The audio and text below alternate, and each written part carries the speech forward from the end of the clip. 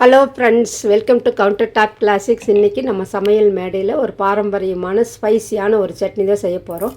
இது வந்து இட்லி, தோசை, சப்பாத்தி, ஆப்பத்து கூட வச்சு சாப்பிட்றதுக்கு சூப்பராக இருக்குது. சட்னி வகைகள் வந்து நான் 100ங்கிற செட்டிங்கில் 65க்கு மேலே சட்னி வகைகள் எல்லாம் போட்டிருக்கிறேன். வேணும்னா வந்து நீங்கள் செக் பண்ணி பார்த்துக்கோங்க. வாங்க எப்படி செய்யலான்னு பார்க்கலாம்.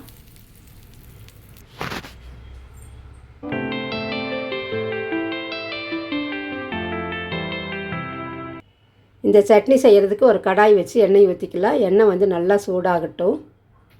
இப்போ தக்காளி சட்னி அப்படின்னாலே நிறைய வெரைட்டியாக செஞ்சுருக்கிறேன். நீங்கள் வந்து விருப்பப்பட்டிங்கன்னா செக் பண்ணி பார்த்துக்கோங்க. ஷார்ட்ஸில் சட்னி வகைகள் அப்படின்னு போட்டாலே வரும். இப்போ எண்ணெய் நல்லா சூடாயிருச்சு. 1/4 ஸ்பூன் வந்து சீரகம் சேர்த்திக்கலாம். சீரகம் நல்லா பொரிஞ்ச பிறகு ஒரு 10-15 பல் பூண்டு சேர்த்தி, அது கூடவே வந்து ஒரு பல்லாரி வெங்காயம் பொடியாக கட் பண்ணி போட்டிருக்கிறேன். இதே அளவுக்கு வந்து ஒரு கைப்பிடி அளவு சின்ன வெங்காயம், 2 வெங்காயமும் சேர்த்து செய்யும்போது சட்னி வந்து சுவை அதிகமாக இருக்கும்.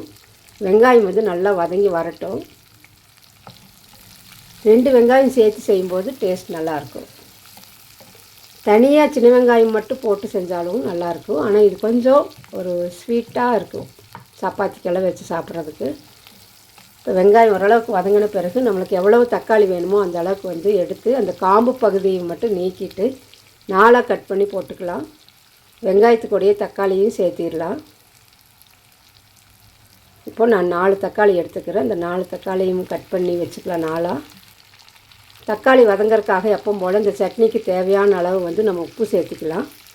உப்பு சேர்த்தும்போது குயிக்காக வந்து தக்காளி வதங்கி வந்துடும். இப்போ சட்னிக்கு தேவையான அளவு உப்பு சேர்த்தியாச்சு. உப்பு சேர்த்துன பிறகு லோ ஃப்ளேமில் வச்சு நல்லா வதக்கி விட்டுடலாம். தக்காளி வந்து நல்லா தொக்கு பதத்துக்கு வதங்கி வரணும். அப்போ தான் வந்து சட்னி நல்லாயிருக்கும். தக்காளி வந்து நல்லா வதங்கின பிறகு இந்த சட்னிக்கு தேவையான அளவு காரத்துக்கு நான் ஒரு 10 குண்டு மிளகாய் வந்து சேர்த்திக்கிறேன். இது வந்து காரம் அதிகமாக இருக்காது. தேவைப்பட்டால் கொஞ்சம் வந்து நம்ம தனி மிளகாய்த்தூள் வந்து சேர்த்துக்கலாம். மிளகாய் சேர்த்து செய்யும்போது டேஸ்ட் நல்லாயிருக்கும். இப்போ தக்காளி பாருங்கள் நல்லா வதங்கி வந்துட்டுருக்குது. நல்லா தண்ணி விட்டு வதங்குது பாருங்கள். இந்த மாதிரி வதங்கி வரும்போது அந்த தோலெல்லாம் நல்லா தானாகவே விட்டு வந்துடும். வேணும்னா நம்ம அந்த தோல் தனியாக வேணாலும் எடுத்துடலாம், அல்லது அப்படியே வேணாலும் அரைச்சிக்கலாம். இப்போ நல்லா தொக்கு பதத்துக்கு தக்காளி வதங்கிடுச்சு.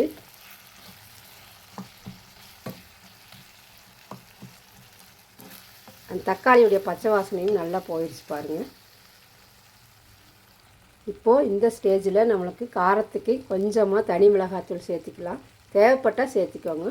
ஒரு கைப்பிடி அளவு மல்லி இலைகளையும் தண்டோடு சேர்த்துக்கலாம். அப்போ தான் வந்து நல்லாயிருக்கும். ஃப்ரெஷ்ஷான மல்லி இலைகளையும் சேர்த்தியாச்சு. இப்போ நான் ஸ்டவ் ஆஃப் பண்ணி விட்டுட்டேன். அந்த சூட்லேயே வந்து அந்த மல்லி இலைகள் எல்லாம் கொஞ்சம் நல்லா சுருண்டு வந்துடும். இப்போ அப்படியே ஆறட்டும். ஆறின பிறகு நம்ம மிக்சர் ஜாரில் சேர்த்து அரைச்சி எடுத்துகிட்டு வந்துடலாம். அந்த சூட்லேயே இருக்கும்போது அந்த மல்லி இலைகள் எல்லாம் பாருங்கள் நல்லா வதங்கிடுச்சு. இந்த தக்காளி சட்னி வந்து செய்கிறது ரொம்ப ஈஸி.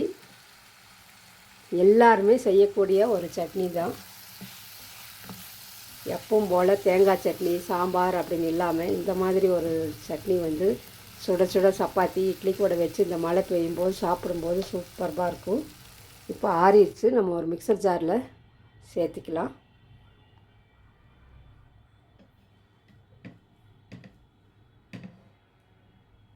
எல்லா தக்காளியும் எடுத்து மிக்சர் ஜாரில் சேர்த்திட்டு நம்ம அரைச்சி எடுத்துகிட்டு வந்துடலாம். இப்போ ரொம்ப ஃபைனாக அரைச்சி எடுத்துகிட்டு வந்தாச்சு. இந்தளவுக்கு எப்போவுமே நம்ம தக்காளி சட்னி அரைப்போம் இல்லைங்களா, அந்த மாதிரி அரைச்சி எடுத்துகிட்டு வந்தாச்சு. இப்போ இதுக்கு வந்து தாளிப்புக்கு ஒரு கடாய் வச்சுக்கிறேன். நல்லா கம வாசனையோடு இருக்குது.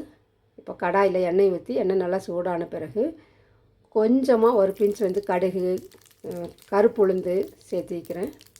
ஒரு பிஞ்சு சீரகம், ஒரு கொத்து கருவேப்பிலை, 3 காஞ்ச மிளகாய் தாளிப்புக்கு சேர்த்துட்டு பெருங்காயத்தூள் சேர்த்து எடுத்து கொட்டுனா சட்னி ரெடி.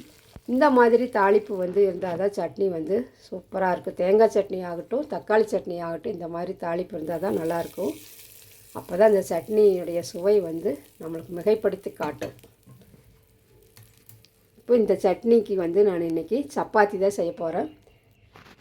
சாஃப்டான சப்பாத்திக்கு கொஞ்சம் தண்ணி ஊற்றி இந்த மாதிரி வேணாலும் கலந்து வச்சுக்கலாம். இந்த மிக்சர் ஜாரில் இருந்த தண்ணி கொஞ்சம் ஊற்றி நான் கலந்துட்டேன். நீங்கள் கட்டியாக வேணாலும் வச்சுக்கோங்க, தொக்கு மாதிரி. இப்போ ஆல்ரெடி நான் சப்பாத்திக்கு மாவு பிசைஞ்சு வச்சுருந்தேன். இப்போது நம்ம சப்பாத்தி வந்து செஞ்சுக்கலாம். நல்லா சாஃப்டாக ஊறிடுச்சு. அரை மணி நேரம் நல்லா சாஃப்டாக இருக்குது பாருங்கள் சப்பாத்தி. இந்த மாதிரி சப்பாத்திக்கு தக்காளி சட்னி வச்சு லஞ்ச் பாக்ஸுக்கு வேணாலும் குழந்தைகளுக்கு கொடுத்து அனுப்பலாம். சட்னி டேஸ்ட் வந்து மாறாமல் நல்லாயிருக்கும். எண்ணெயே இல்லாமல் சப்பாத்தி. இந்த சப்பாத்தி கூட குருமாவை விட இந்த தக்காளி சட்னி தான் சூப்பராக இருக்கும் சாப்பிட்றதுக்கு. கண்டிப்பாக இந்த சப்பாத்தியும் இந்த தக்காளி சட்னியுடைய காம்பினேஷன் உங்களுக்கு பிடிச்சிருக்குன்னு நம்புகிறேன். பிடிச்சிருந்துச்சுன்னா லைக் பண்ணி கமெண்ட் பண்ணி சப்ஸ்கிரைப் பண்ணுங்கள். இதுவரையிலும் சப்ஸ்கிரைப் பண்ணாமல் இருந்தீங்கன்னா சப்ஸ்கிரைப் பண்ணி நம்ம சேனலுக்கு சப்போர்ட் பண்ணுங்கள். இதுவரையிலும் சப்போர்ட் பண்ண எல்லாத்துக்கும் ரொம்ப ரொம்ப நன்றி. மழை பெய்யும்போது இந்த மாதிரி சாஃப்ட் சப்பாத்திக்கும் இந்த தக்காளி சட்னிக்கும் சூப்பராக இருந்துச்சு. நீங்களும் ஒரு தடவை இதே மாதிரி செஞ்சு பாருங்கள். சாஃப்டான சப்பாத்திக்கு தக்காளி சட்னி தான் சூப்பர் காம்பினேஷன் குருமாவை விட. பிடிச்சிருந்துச்சுன்னா ஃப்ரெண்ட்ஸ் அண்ட் ரிலேட்டிவ்ஸ்க்கு ஷேர் பண்ணுங்கள். நீங்களும் ஒரு தடவை ட்ரை பண்ணி பாருங்கள். எப்படி இருக்குன்னு உங்களுடைய கமெண்ட்ஸை கமெண்ட் பாக்ஸில் சென்ட் பண்ணுங்கள். தேங்க்ஸ் ஃபார் வாட்சிங்.